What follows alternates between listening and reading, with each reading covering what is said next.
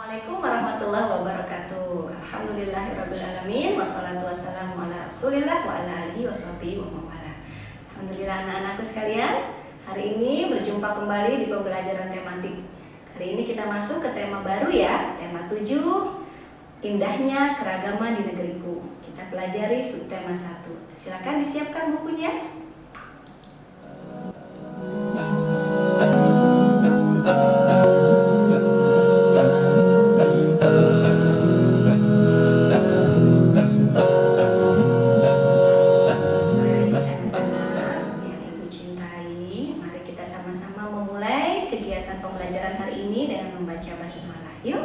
Bismillahirrahmanirrahim. Subtema 1, keragaman suku bangsa dan agama di negeriku.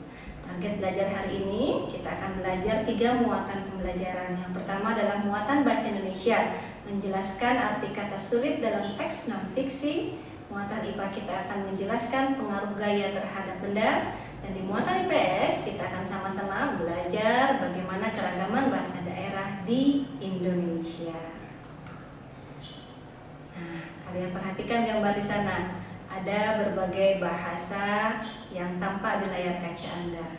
Untuk bahasa Indonesia selamat datang, bahasa Sundanya Wilujeng Sumping. Sedangkan dalam bahasa Jawanya Sugeng Rawu. Bahasa Indonesianya apa kabar? Kumaha damang. Bahasa Jawanya Pripun kabare.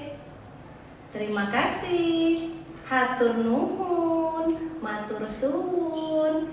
Itu adalah contoh-contoh keragaman bahasa di Indonesia. Insya Allah ya, Allah menciptakan ragam bahasa di Indonesia. Ternyata bahasa yang ada di Indonesia itu banyak sekali. Untuk lebih mengetahui seberapa banyak bahasa yang ada di Indonesia, keragaman bahasa yang ada di Indonesia, ayo kita simak bersama teks non-fiksi berikut ini. Keragaman bahasa di Indonesia terancam punah. Sejak dulu kala, bangsa Indonesia hidup dalam keberagaman. Kalimat Bhinneka Tunggal Ika pada lambang negara Garuda Pancasila bukan cuma slogan. Penduduk Indonesia terdiri atas beragam suku bangsa, agama, adat, budaya, dan bahasa, tetapi semuanya dapat hidup berdampingan. Menurut Badan Pusat Statistik atau BPS tahun 2010, jumlah suku bangsa yang ada di Indonesia adalah 1.331 suku. Banyaknya suku bangsa tersebut berdampak pada jumlah bahasa yang digunakan di Indonesia. Pada tahun 2015 tercatat ada 707 bahasa yang digunakan oleh penduduk Indonesia. Jumlah tersebut membuat Indonesia menjadi salah satu negara dengan bahasa terbanyak di dunia.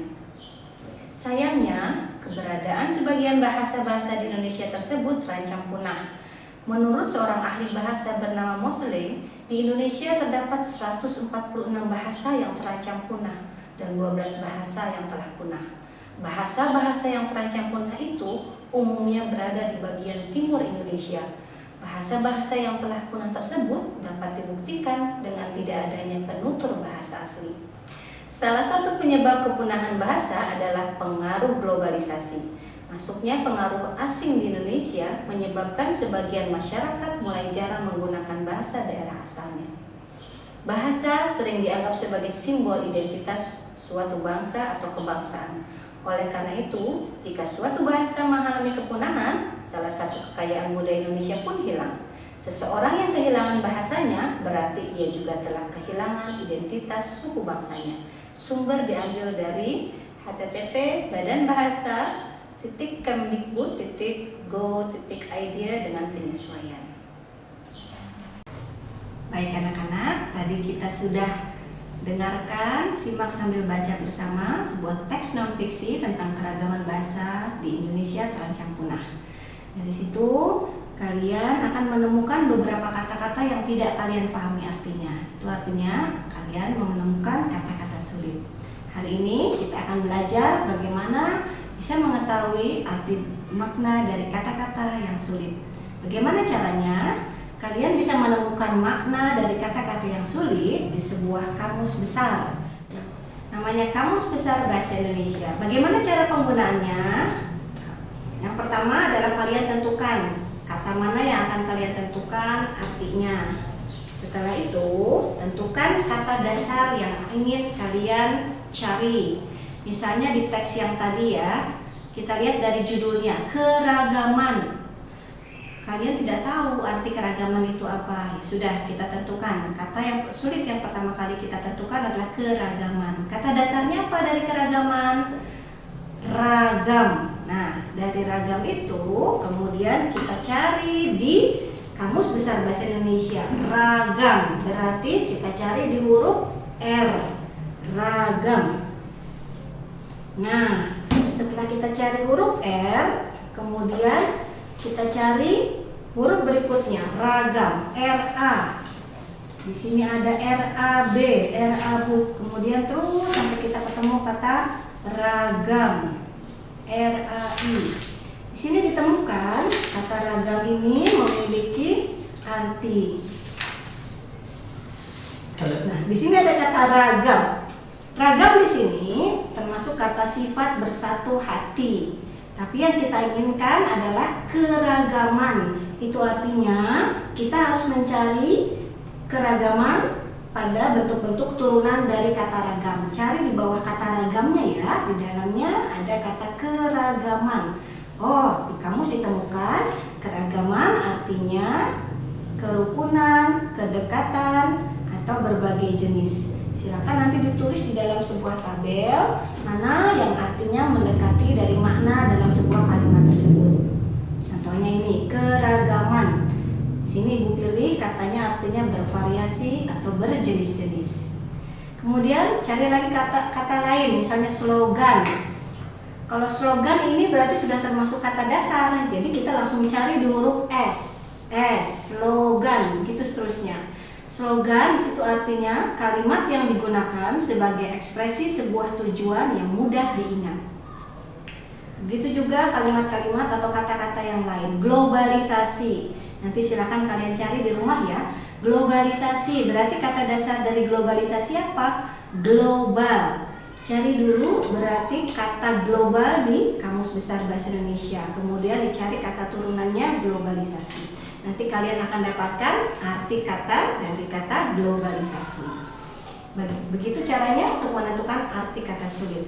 Kalian biasa mengajak ayah ibumu di rumah, atau kalian juga bisa melihat di http://4.2/bahasa-indonesia.com.entry/keragaman. Coba diketik ya di sana ya. Nanti bisa lihat secara online di HP atau di komputer. Kalian coba cari arti kata-kata yang lainnya di teks yang tadi ya. Baik anak-anak, dari kegiatan sebelumnya kita dapat mengetahui Indonesia memiliki ribuan suku bangsa dan ratusan bahasa. Salah satu keragaman yang akan tampak adalah bagaimana cara hidupnya dan bagaimana cara memanfaatkan beraneka alat transportasi. Seperti yang kalian lihat di layar kaca Anda. Nah, itu adalah gambar beca. Beca itu adalah salah satu alat transportasi tradisional yang ada di Indonesia ya. Ini juga salah satu alat transportasi yang menggunakan juga roda yang namanya delman. Nah, delman digunakan oleh kusir untuk menarik penumpang. Bicara mengenai tarikan, ada yang namanya gaya. Gaya itu adalah tarikan atau dorongan. Kalau gambar yang kalian lihat di sana adalah gambar seekor kuda yang menarik delman, menarik penumpang yang ada di belakangnya. Itu artinya terjadi gaya berupa tarikan. Gaya dapat menyebabkan suatu benda bergerak dan kedudukannya berubah. Keadaan suatu benda dapat berubah akibat pengaruh gaya. Untuk melakukan sebuah gaya tentu saja diperlukan tenaga. Sekarang kita pelajari bagaimana pengaruh gaya terhadap benda. Antara lain, gaya itu bisa membuat benda yang tadinya diam menjadi bergerak. Contohnya meja nih, yang tadinya meja yang di hadapan ibu diam. Ketika ibu beri gaya, meja ini akan bergerak karena meja itu didorong. Atau bola seperti gambar di depan, bola ditendang, gerobak ditarik. Itu adalah gaya, bisa membuat benda yang diam menjadi bergerak. Pengaruh lainnya, benda yang bergerak menjadi diam. Misalnya saat bersepeda, ketika kalian sedang mengendarai sepeda, tiba-tiba sepedanya direm. sebenarnya kalian sedang memberikan gaya pada sepeda yang digunakan. Benda atau sepeda yang tadinya bergerak berubah menjadi diam. Yang tadinya bergerak melambat dan akhirnya menjadi diam. Itu artinya gaya bisa mempengaruhi benda yang bergerak menjadi diam.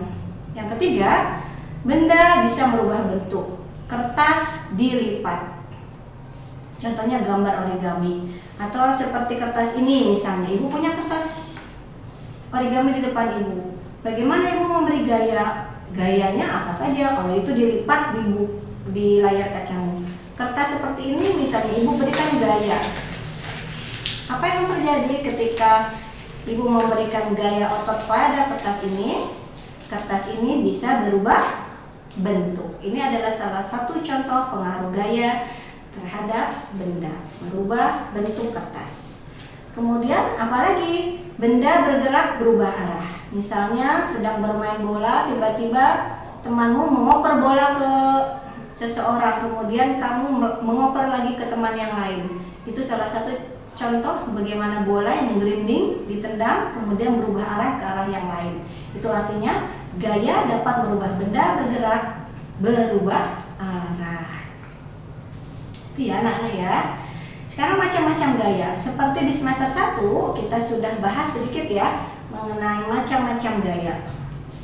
Yang pertama adalah gaya otot. Gaya otot. Kalau bicara gaya otot berarti gaya yang timbul karena aktivitas otot. Anak menendang bola, ibu memotong kue, ayah memindahkan televisi, ibu mengangkat buku.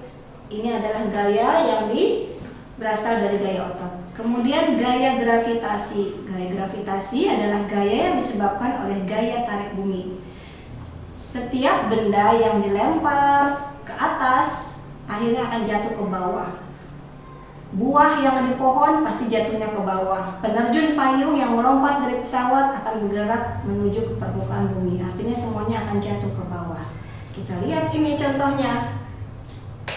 Otomatis ya, kita juga jatuh ke bawah. Itu menunjukkan bahwa bumi kita memiliki daya tarik gravitasi bumi. Itu artinya ada gaya gravitasi.